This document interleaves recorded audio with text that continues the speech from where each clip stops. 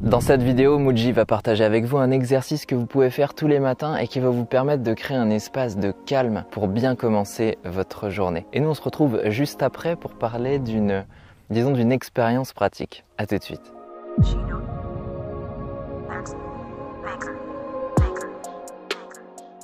Le matin au réveil, asseyez-vous. Faites juste ceci.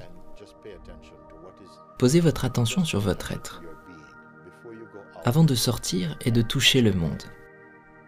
Votre mental est déjà en train de toucher le monde à l'intérieur de votre chambre, sous la forme de pensées, de ressentis, de jugements, de plans, de projections.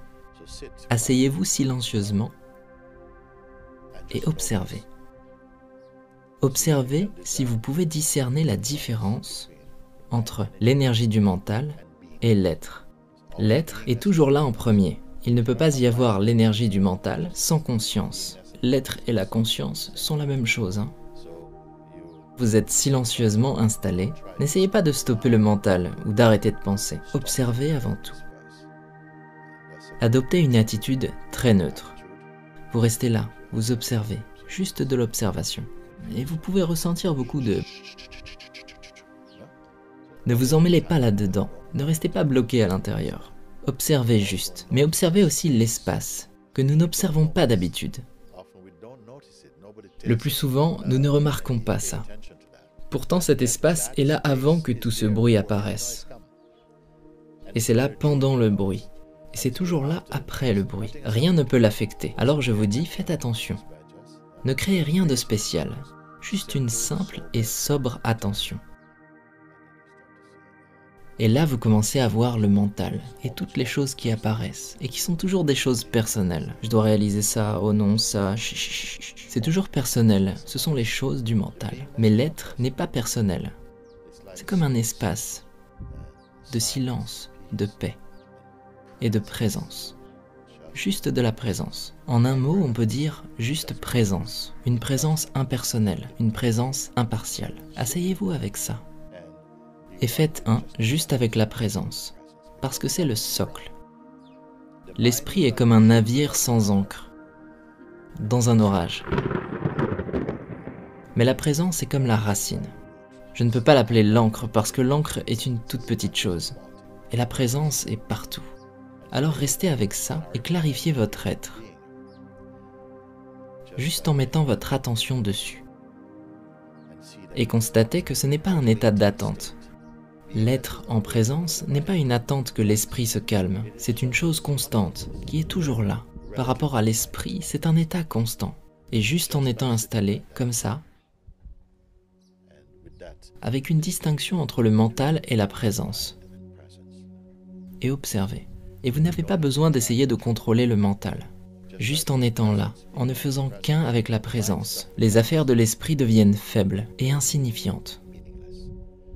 Si vous restez en tant que personne, qui est ce que vous pourriez appeler, disons, le moi du quotidien, vous restez avec cette personne, c'est à cette personne que les mouvements du mental sont associés, comme ça. Mais si vous restez là en tant que présence et que le mental continue ses affaires, ça n'a rien du tout.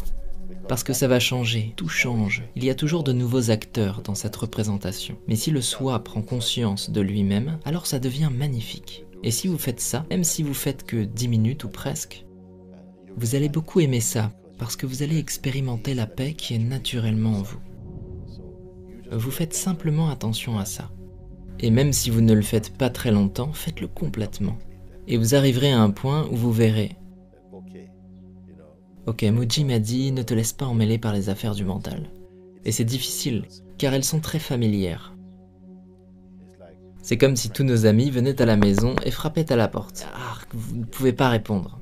Je dis oui, vous ne répondez pas. Parce que même si ce sont de vieux amis, ce sont des amis polluants. Ce ne sont pas des amis bienveillants. N'acceptez pas ça sous prétexte que ça vous semble familier. Ça vient et vous reconnaissez le scénario qui se produit juste sous vos yeux. À la minute où vous vous engagez avec le point de vue personnel, ça devient très difficile de s'en éloigner. Mais vous exercez votre discernement, vous observez. Et ce n'est pas quelque chose que vous avez besoin de créer parce que c'est un fait déjà présent, c'est un fait non remarqué. Alors vous devriez remarquer ce fait. Lorsque vous pensez à vous-même en tant que « je », très rapidement le mental se soucie de ce « je ». Lorsqu'on dit « je », nous pensons presque toujours « cette personne que je suis ». Pas simplement le sens des mots, mais la personne que je suis. Et nous pensons à nous-mêmes en tant que personne. Et évidemment, en sortant de chez vous en tant que personne, vous allez rencontrer un monde de personnes. Et vous allez interagir de personne à personne. Alors essayez de quitter votre maison en tant que présence. Quittez votre maison en tant que présence. Cette petite chose, vous pouvez l'accomplir. Et ça ne prend pas beaucoup de temps. Et progressivement, plus vous restez là, vous constaterez que ça devient naturel. Ce n'est pas comme si vous aviez besoin de pratiquer pour être vous-même, mais vous avez besoin de pratiquer pour être vous-même. Vous comprenez ? Votre soi est déjà là, votre vraie nature est déjà là, parce qu'aucun faux état de l'être ne peut apparaître sans le vrai. Mais à cause du réflexe, nous nous positionnons à la place de la personnalité. Vous suivez ? C'est comme si vous étiez là, mais vous rencontrez le monde en pensant que vous êtes ici. C'est pour ça que je dis, c'est le masque de qui vous êtes. Et vous négociez avec le monde, mais en vérité, le soi est là. Et vous vivez derrière le masque sans remarquer le soi. Et ça, c'est la plus importante chose à reconnaître. Aujourd'hui, il y a encore beaucoup de gens qui ne pratiquent pas la méditation et qui se mettent peut-être la pression avec cette pratique. Parce qu'on aimerait avoir certains résultats, on ne les a pas forcément au début, on a le mental qui est agité. Et donc c'est pas forcément évident simplement de pratiquer. C'est pas la peine de se mettre la pression avec ça, puisque finalement on peut changer notre regard sur l'entraînement et voir la méditation non pas comme une pratique ou une discipline, mais plutôt comme un entraînement de l'esprit. Et on est tous capables de cet entraînement de l'esprit, puisqu'il consiste en le déplacement de notre attention. Là où on met notre attention, on met notre énergie. Et le problème, c'est que si on ne décide pas de là où on met notre attention, eh bien ça veut dire que d'autres paramètres vont décider pour nous. Et c'est pour ça que c'est aussi important de créer un espace d'entraînement de l'esprit pour apprendre à prendre le contrôle de son attention. Aujourd'hui, l'enjeu est tel qu'il y a beaucoup de choses et de gens et de paramètres autour de nous qui ont appris à maîtriser notre attention à notre place. C'est le cas des médias, c'est le cas de tous les gens qui retransmettent l'actualité, qui utilisent une sémantique, c'est-à-dire un langage, une manière de communiquer les choses qui est très ciblée et qui a tendance à activer en nous des leviers qui ont pour objectif de capter notre attention. Ces leviers, c'est quoi? Ça va être les leviers de la peur, de l'inquiétude, de l'avenir incertain. On sait tous que l'être humain a besoin de savoir ce qui va se passer demain. Et si on ne sait pas, ça nous inquiète énormément. Et donc à force d'activer tous ces leviers, ce qui se passe, c'est qu'on a un mental très agité et on ne maîtrise plus là où on va notre attention. D'un coup, on est ballotté d'une peur à une inquiétude, à une estimation potentielle du futur, qu'est-ce qui va arriver, etc. Et ça nous stresse énormément. Et un exercice qui est tout simple, c'est simplement de s'extraire. Mais comme l'a dit Mooji, s'extraire, ça consiste non pas à regarder le monde à travers nos 5 sens, mais à regarder le monde à travers la conscience qui perçoit les 5 sens. C'est-à-dire s'extraire du masque et d'aller un petit peu plus en profondeur et d'observer cette conscience, cet être non conditionné qui observe les choses. Et ça, c'est un processus qui nous permet de nous désidentifier, c'est-à-dire de nous extraire de l'implication. Parce que qui c'est qui souffre? Qui c'est qui est stressé? Qui c'est qui est inquiet? C'est nous-mêmes. Et on peut simplement regarder ce nous-mêmes à travers un autre regard, qui est le regard conscient de ce nous-mêmes. Et on peut apprendre à s'observer avec un regard extérieur, c'est-à-dire prendre du recul. Essayer simplement, petit à petit, de laisser passer les choses en nous et de voir que ces choses ne nous appartiennent pas réellement, qu'elles appartiennent à un être de souffrance dont on peut s'extraire, dont on peut sortir. Un effet qui est super intéressant, c'est que quand tu vas faire cet exercice, tu vas te poser et d'un seul coup, tu peux te sentir enveloppé par le voile de la présence.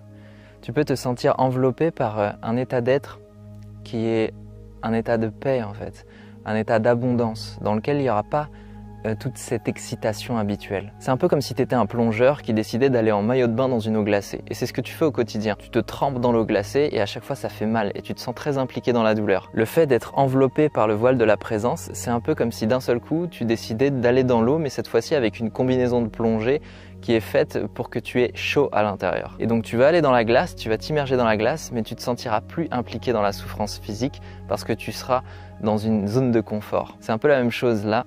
On est dans une zone de confort de l'esprit et cette zone n'est plus impliquée dans tout le contact avec le reste du monde parce qu'on a pris du recul, un recul par l'observation. C'est un peu comme notre combinaison protectrice contre la souffrance du froid. Le fait d'observer, de s'extraire, de se laisser envelopper par la présence va nous permettre de retrouver un pur état de clarté et d'abondance.